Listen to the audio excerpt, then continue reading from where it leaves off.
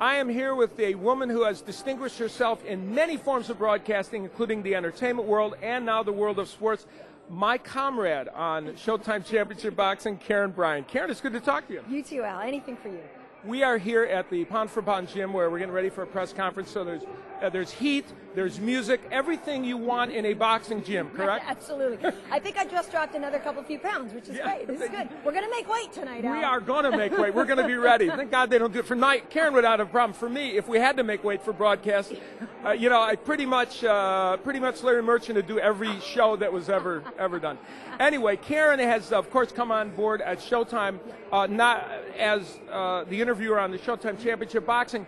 A slight departure from the world of entertainment, but not really, because you've always been involved in the world of sports. Yeah, absolutely. I've always been a sports fan. I've covered, the Super Bowl and things for TNT in the past, and I've done shows like Movies for Guys Who Like Movies and Junkyard Wars, which had sports elements and different elements. I've always been sort of a tomboy girl, but I've always been a huge sports fan anyway, and I grew up watching boxing with my dad, and so for me to be able to work in boxing now and also with MMA, it's just kind of a seed that took a long time to germinate, but that was always with me. I'm a huge fan. Well, and you've been a great addition to the show. During the time that you've been on the Showtime show, what are some of the things, some of the interesting oddities of doing boxing and those broadcasts that have come to the forefront for you? Well, it's tricky. I had done so many entertainment interviews, and people kind of go in with their big posse, and they're very controlled about what they say, and maybe you're in a junket or they're in your interview situation and they're very controlled about what to say. But if you talk to a fighter, moments before he goes in the ring or moments after he gets out of the ring, it's a lot more uninhibited. They don't, there's especially right after, because a lot of them they don't even know what just happened, you know what I mean? And so or whatever, and so it's dicey to try to ask a question of somebody who maybe just lost and try to ask in a way where you're not belittling them or, making them feel worse about the fact that they just lost. So that's more challenging. I love that, though, the uncontrolled element of that, like the mayhem that sometimes go on in the ring there. And just before they fight, though, I feel very special about being in there, and I respect that so much that I'm probably more nervous than they are, because I don't want to say the wrong thing. What if I plant something in their head?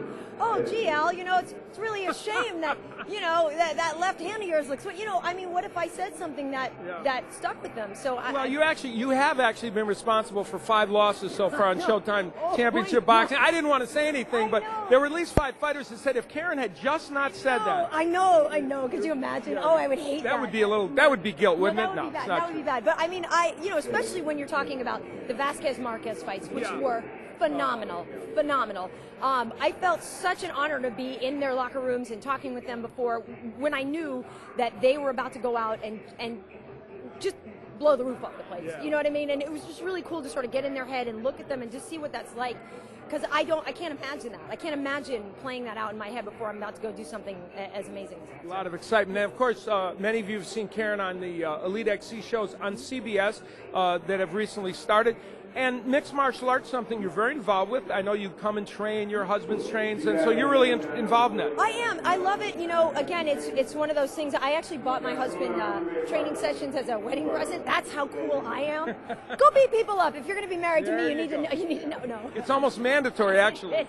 But when we have friends that are professional fighters, our friend Malapet and stuff, and so it's an incredible world to be in, and it's a lifestyle. I mean, these guys really actually do take it to heart, and as do boxers. But sort of the respect that they give to each other in the ring, in the cage, they take that with them, and they use that in other areas of their life. I have a lot of respect for fighters. I mean, they get a bad rap. I think a lot of people think they're just going meatheads and whatever. It's not like that at all. And they're covering a lot of disciplines. It's great. Final question to you. Here you have a choice. After all years in entertainment and interviewing entertainment people, are tougher to deal with, boxing promoter, show business agent? Or PR person. Boxing promoter by a mile. Even tougher than them, huh? Well, actually, no. I take that back, because they're almost, always men.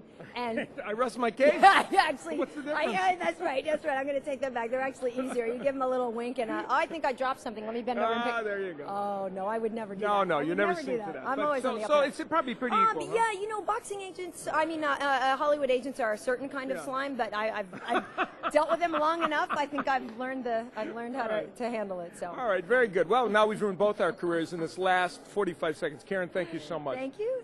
Karyn Bryant, talented and a delightful person as well.